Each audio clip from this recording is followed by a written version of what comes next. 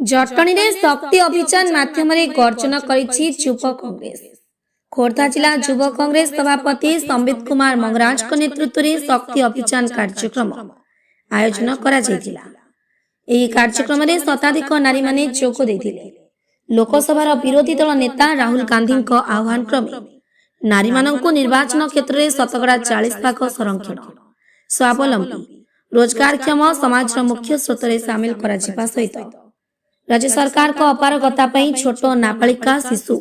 गणधर्षण शिकार हुई दुर्वृत्त मानक द्वारा मृत्युवरण करुथिबा छात्री माने गर्भवती गणदुष्कर्म धर्षण को आखि आगे रखी युवा कांग्रेस तरफ नारी शक्ति अभियान कर्मशाला आयोजन करा जायतिला। उक्त कार्यक्रम में अखिल भारतीय युवा कांग्रेस सह संपादिका राष्ट्रीय प्रभारी खुशी टिगा, राज्य युवा कांग्रेस कार्यकारी सभापति कृष्ण चंद्र महांती, राज्य युवा कांग्रेस साधारण संपादक विश्वजित लेंका, जटणी नगर कांग्रेस सभापति अशोक कुमार मंगराज प्रमुख जोगदे नारी मानंकु स्वावलंबी करिबा पई अभिभाषण माध्यम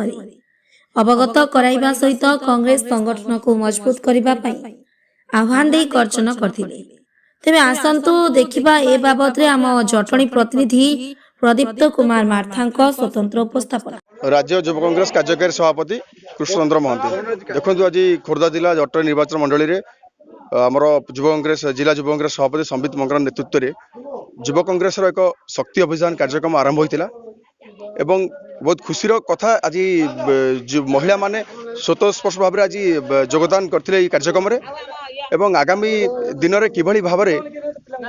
जो नारी माने केवल सीमित रही भोट बैंक रे सीमित रोचे भोट बैंक रे नहीं केवल नारी मानक नहीं दलर मुख्य स्रोत में सामिल करी नेतृत्व देवा चाहूँ कांग्रेस दल एवं यार लक्ष्य होची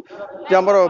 शक्तिशाली नारी शक्तिशाली कांग्रेस एवं शक्तिशाली ओडिशा बनैबा आज गोटे प्रमाण है जे आगामी दिन में नारी परिवर्तन सूत्रधार है। मेरा नाम खुशी तिग्गा है, मैं भारतीय युवा कांग्रेस की राष्ट्रीय सह सचिव हूँ और उड़ीसा की शक्ति अभियान की इंचार्ज हूँ। आज का कार्यक्रम ये महिलाओं को सशक्तिकरण के लिए लेकर हुआ था, जो बहुत ही सराहनीय हुआ, क्योंकि हमारी महिलाएं जो है जमीनी स्तर में बहुत कम दिखती हैं, लेकिन जो पॉलिटिक्स है हमारा जो राजनीति में केवल हमें जनसंख्या के माध्यम से कुर्सी में बैठाने दिखाना चाहते हैं कि ये नहीं, महिलाएं केवल बैठने के लिए नहीं, हम जमीनी स्तर पे काम करने के लिए अगर हमें मोर्चा दिया गया तो हम हर चीज संभाल सकते हैं। संदेश मेरा यही है कि महिलाएं घर से निकले, राजनीति तक आए, अपना जो आवाज है उसको बुलंद करें, अपना जो अधिकार है, समानता है, हमें महिलाओं की जो सुरक्षा की बात करते हैं उसके लिए आपके साथ में जो भी कुछ होता है उसका आप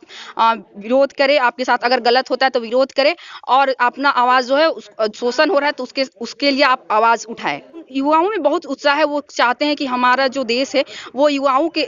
के कंधों पे है। हमारे राहुल गांधी जी पूरा बोलते हैं कि नहीं, सो युवाएं हमारे जो हैं पीढ़ी रीढ़ की हड्डी है, अगर युवा साथी हमारे मजबूत रहेंगे तो हमारा देश मजबूत रहेगा और पूरी तरह से महिलाएं इसकी भागीदारी है। अशोक कुमार मंगराज जटणी नगर कांग्रेस सभापति। आज खोर्धा जिला युवा कांग्रेस तरफ संबित कुमार मंगराज नेतृत्व में नारी माने किपरि सशस्त्रीकरण हेबे, नारी मानू केमती सब क्षेत्र में अग्राधिकार दिज्व, राजनैतिक क्षेत्र में, शिक्षा क्षेत्र में एवं रोजगार क्षेत्र में केमती कांग्रेस सरकार आसिले तार पुनरावृत्ति करिवो एवं राहुल गांधी मान्यवर विरोधी दल नेता जो आह्वान नारी सशस्त्रीकरण युवा कांग्रेस विंग की दि जाइए, राज्यव्यापी सर्वभारतीय स्तर में नारी मानक सशस्त्रीकरण करने युवा कांग्रेस तरफ अभियान आरंभ होती। आज खोर्धा जिला युवा कांग्रेस तरफ कार्यक्रम चली। कार्यक्रम आमर ऑल इंडिया कांग्रेस युवा कांग्रेस संपादिका खुशी टिगा महोदय प्रभारी भाव जोग देते,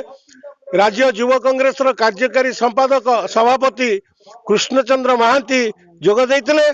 एवं राज्य युवा कांग्रेस संपादक लेंका महोदय जोग देते। तेणु आज जटणी रे कार्यक्रम को त्वरान्वित करागला। आगामी दिन में प्रत्येक वार्ड रे नारी मानक सशस्त्रीकरण करने ये आज मूलदुआ पड़ा, समस्त को संगठित करा जीवो। सरकार विरुद्ध रे, सरकार विफलता विरुद्ध रे, नारी निर्यातना विरुद्ध रे कांग्रेस स्वर उत्तोलन करिवो। आगामी दिन में राजरास्ता लड़े हेबो। आपण मान माध्यम जन देवाई चाहे भक्त दास आह्वान क्रमे सारा ओडिशा रे नारी माने असुरक्षित प्रतिच्छवि देखा जाउथिबारु कांग्रेस दल राजरास्ता लड़ाई करुच्ची सरकार को घेरुची बीजेपी की समालोचना करुच्ची एवं बीजेपी प्रोत्साहन दौची ताकू दिग्दर्शन दौची नारी माने किपरि सुरक्षित रहिबे तापे आईन करंतु एवं नारी की सुरक्षा दिंतु नारी की प्रत्येक क्षेत्र में रोजगार क्षेत्र में अग्राधिकार दिया जाऊ शिक्षा क्षेत्र में अग्राधिकार दिया जाऊ एवं चाकरी क्षेत्र में अग्राधिकार दिया जाऊ नारी माने केमि स्वावलंबी हे निजे रोजगार करेंगे मिशन शक्ति हो समस्त शक्ति तांको आर्थिक सहयोग सरकार करंतु दिन को 14 जन नारी बलात्कार शिकार होउचंती गणधर्षण शिकार होउचंती नारी निर्यातिता होउचंती ता दिहरु 10 वर्ष आपण माने देखुथिबे 10 वर्षर युवती को गणधर्षण करी मारिदेले एवं प्रत्येक दिन 3-4 जन नारी धर्षिता होउचंती एवं 10 जन ऊर्ध